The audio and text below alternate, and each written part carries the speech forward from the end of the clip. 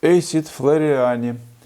Интересуетесь ли вы своими конкурентами по блогерству? А разве может быть в блогерстве конкуренция? Просто каждый ведет свой блог, высказывает какие-то мнения, делится, как он пишет, или об искусстве что-то там отвечает, да? Ну, в арт-среде. А какая конкуренция? Не улавливаю пока. Может, кто-то нравится, или, может, узнаете, как делать не надо. Расскажите вообще, как вы воспринимаете арт-видеоблоги лично для себя, в целом как явление. Как вы к этому пришли? Чем вам нравится и не нравится эта деятельность? Мне вот, например, как-то даже обидно, что многие избегают данного формата. Ваш друг Бато, например, не ведет канал на YouTube. И увидеть и услышать его можно только вживую или на чужих каналах.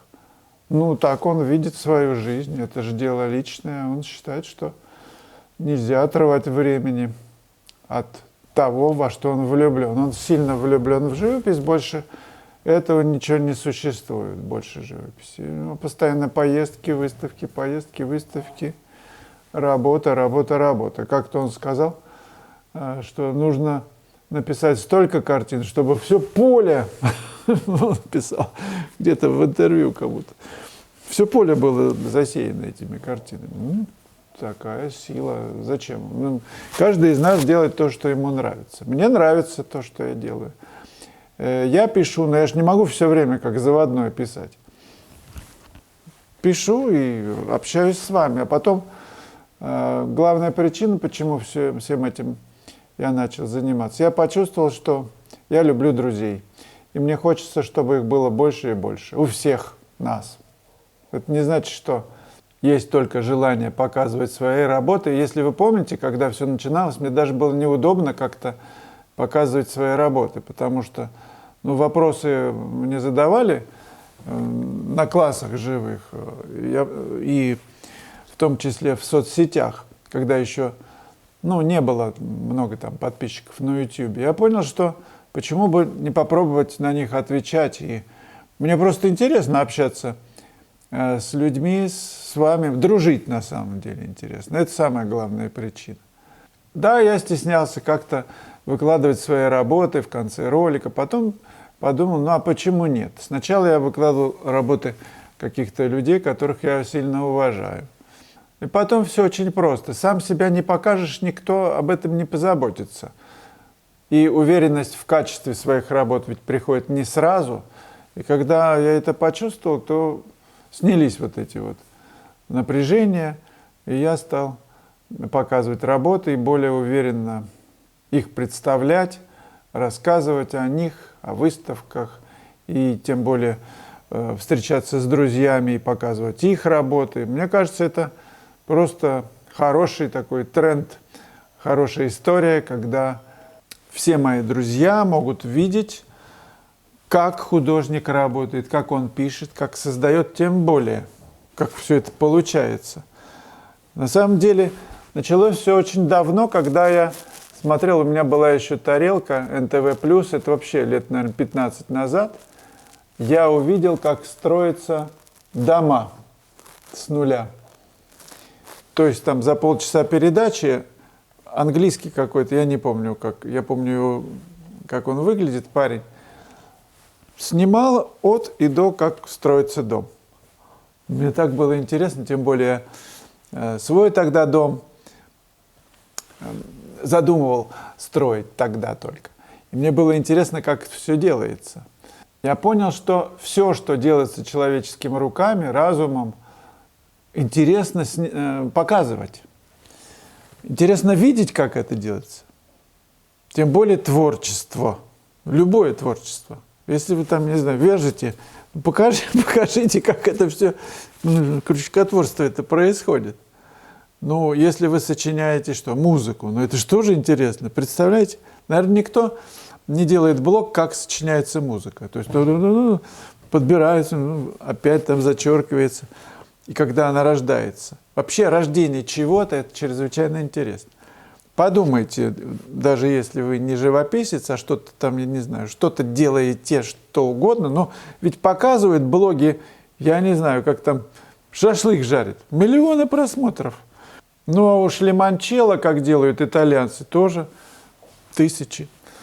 Я сам по YouTube посмотрел, как делается, и сделал лимончелло. Шикарно получилось. Да, могу рассказать. Конкуренции я никакой не чувствую.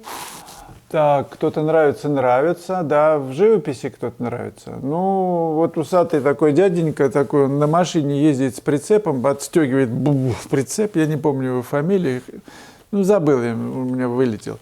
Я в подписках, если что, потом сообщу. Пишет неплохо. ТДМС, у него такой стол, он прям ставит огромный холст на природе. И начинает мастихином вот таким шпателем, левой рукой. И замазывает все так, и показывает, как он все это замазывает. По-моему, я не знаю откуда, из Америки, может. Такие стволы, там речушка какая-то. Ну, красивые работы, все так, по теплохолодности, интересно. Ну, вот это интересно всегда.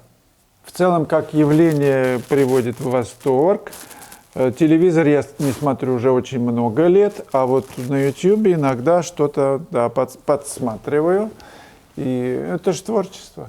Ну, то, что я только что говорил. Как вы к этому пришли? Ну, вот пришел. Так что смелее, ребята, если кто-то хочет что-то вести на эту тему и стесняетесь, а вы начните с того, что вы просто созваниваетесь с каким-то художником и берете интервью. Ваша голова, его голова, и начинаете разговор такой вот, ну, в виде интервью. Подготовьте вопросы, и это может быть интересно. Потом стеснение пройдет и вперед. Ну а с чего она будет, стеснение? Вы же не стесняетесь, когда с другом разговариваете. Так и здесь вот, мы же друзья. Если кто-то там перегибает палку, красную линию перейдет, ну удалите его и все. Зачем он вам в вашем доме? Приходят сюда только те, ну, кто вот на этой же волне. И так что никаких стеснений. Слава, я знаю, Оксана пишет, что на вопрос этот вы уже давали ответ в предыдущих видео. И тем не менее, как, имеется в виду технически, списывать края между двух пятен? Путем наложения среднего тона цвета между ними. Да не заморачивайтесь какой-то средний тон между ними искать. Ну ладно, дочитаю все. Путем размазывания краски. Можно размазывать краску, кстати. Со скребанием и стихином тоже вариант. Как создать эффект размытости? Вот пальцем.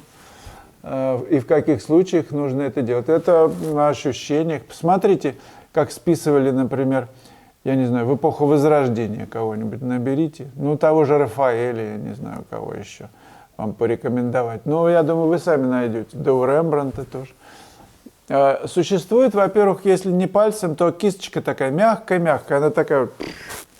Плоский такой веер, как-то она называется, какое-то слово мудреное. Ну, на конце такой вот веер. И, ну, это просто.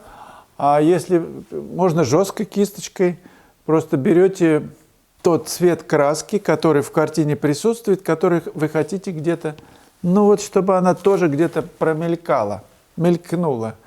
Таким образом происходит обобщение. Целостность возникает. Даже где-то в каком-то там зеленом пятне возникнет лицо, ну вот этот цвет где-то, раз, и он уже будет перекликаться, и все начинает держаться, так вибрировать, объединяться. Не только зеленый, там жестко, такой зеленый, такое лицо. Или в лицо этим цветом забабахайте чуть-чуть где-то. То есть смежными цветами. Попробуйте так, это беспроигрышно, Оксана. Пахар. Я живу в Нижнем Новгороде. Любитель. Я тоже любитель. Мне недавно сделали операцию на левом глазу, заменили хрусталик. Ой, все у меня изменилось. Левый глаз мне дает все цвета очень яркими, с голубым оттенком, а правый дает изображение по-старому, то есть значительно цвета тусклее, спокойнее. И теперь я не знаю, какова фактическая реальность цвета, новый или старый. Так, и один глаз дает одну картинку, другой другой. Что скажете? Да, с глазами большая проблема, если это возникает.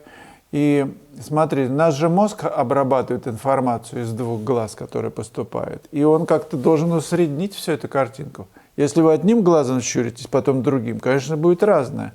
Но мозг-то разве не видит у вас все вот прям так объединяет? Яркую и тусклую вместе. Вы написали, что недавно сделали операцию. А что врачи говорят? Может быть, нужно еще какое-то время адаптации, и через какое-то время, если мозг сейчас не справляется, а потом он привыкнет к этому состоянию и справится. Если кто-то знает, что посоветовать, скажите, пожалуйста. Светлана БТ. Вячеслав, куда вы выливаете растворитель после мытья кистей? В раковину? А зачем его вообще выливать? Если даже он грязный, там с примесью красок, да, но он же моет кисточки. Я в него макаю кисточку, в этот грязный, а потом в салфетку, и в салфетке все, и чисто. И потом раз в салфетку, и чисто все. Вот Лена Ушакова, например, у нее 2 баночки. Одна грязная, другая чистая. Надо у нее спросить, с какой целью у нее грязная. Потому что у меня все время грязная. Она же болтыхается, там какие-то мытье происходит, кисточка, она загрязняется. Мне это не мешает, и в раковину я никогда не выливаю. Я рачительный. У меня маленькая баночка, мне хватает, я не знаю, на месяц, наверное, хватит. Я мало ее использую. Если есть бумажное полотенце, окунул и в него. Есть студенты, которые пьют, что ли, я не знаю, ее. У них уходит литр на 5 дней. Но у меня как-то экономно. Сарочка, если всем нужен разбавитель без запаха, то почему производят разбавитель с запахом? В огромном количестве. Сарочка, был раньше бензин 76-й, например. Да, у меня первая машина была Победа. Я им заправлялся и ездил спокойно. 3 передачи на руле. Трын-дын-дын-дын-дын. И вот, разный бензин бывает. 76-й, 93-й сейчас, 76-й сейчас. 95-й, 98-й, 100-й. Разные нужно. Какому-то автомобилю, вот, например, ко мне приезжала Виктория, она говорит, только 100-й бензин у нее. Это машина, мини-купер, там только 100-й. 98-й нет. Так и здесь. Кому-то нужен с запахом, подешевле. А без запаха вдвое дороже. Вот вам и весь ответ. Напомню вам, что 2 марта один-единственный день класса в Санкт-Петербурге. Работаем целый день до заката, до вечера. Приезжайте. Друзья, задавайте вопросы. И подписывайтесь на канал, если это еще не сделали. Ставьте лайки, задавайте вопросы. В общем, давайте дружить.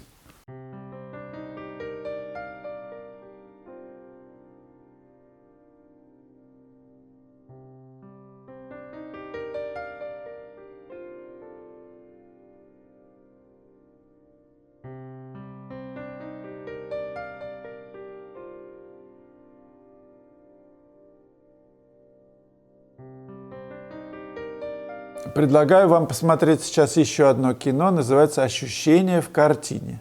Пока.